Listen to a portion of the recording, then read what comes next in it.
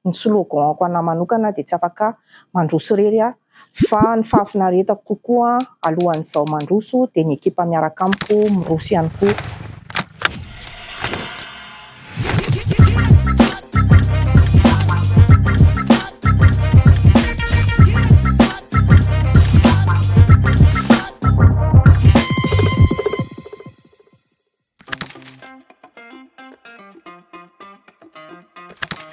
Izao moa zany vao afaka baka mialoha dia efa niasa, dia izay vao niverina nianatra. Dia tamin'izany hoe efa azo atao hoe sady niasa aman'olona no efa nanao freelance.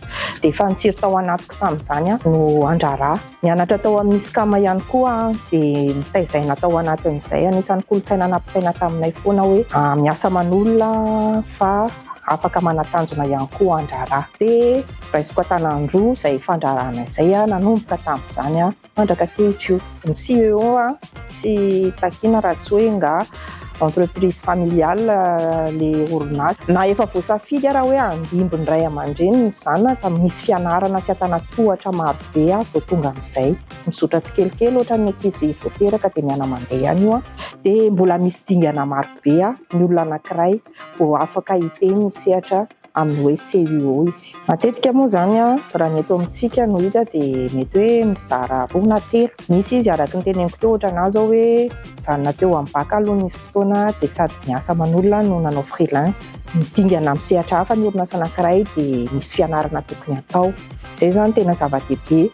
Afaka autodidacte ianao amin'ny voaloha fa mila foana mianatra. Rehefa mandraraha ianao ary ny fianarana tsisy taona, tsisy fetrany ary tsy afaka miteny mihitsy ny mpandraraha anankiray hoe efa haiko daholo.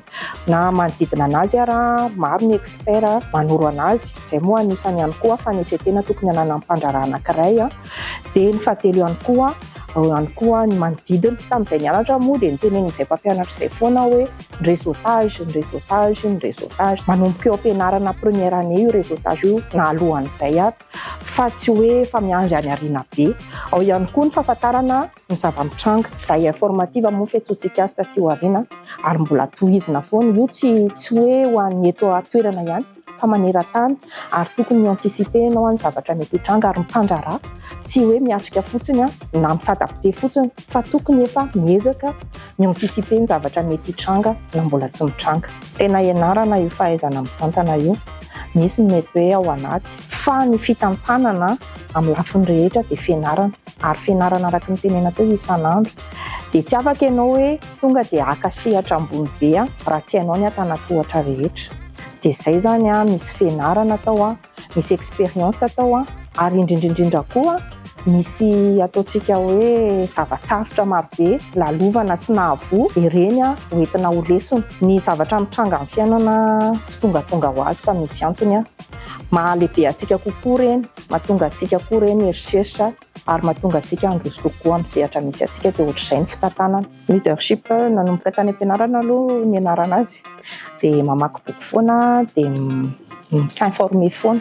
Ny leader rehetrarehetra manodidina tsy voatery hoe olona malaza be olom-patatra fa ny leader manodidina anahy dia tiako misintona lesona paritsirana leader maromaro. Ny slogan-ko anahy manokana dia tsy afaka mandroso irery fa ny fahafinaretako kokoa alohan'izao mandroso dia ny ekipa miaraka amiko miroso ihany koa. Mbola tsy azoko lazaina hoe mahomby satria mbola maro ny tanjona mbola eritreretina fa mbola dingana ny vita. Sehatra amina lafiny maromaro moa izahay dia izy io mihitsy zany hatramin'izay nianahako zany dia resaka stratégie verticale foana. Sady manao croissance manao développement fa miopana kokoa ny amin'ny resaka développement. Dia ohatranay zao hoe netomboka commissionnaire en transport zahay dia avy eo zahay sehatra amin'ny lafiny transit société samihafa ireo fa miaraka miasa.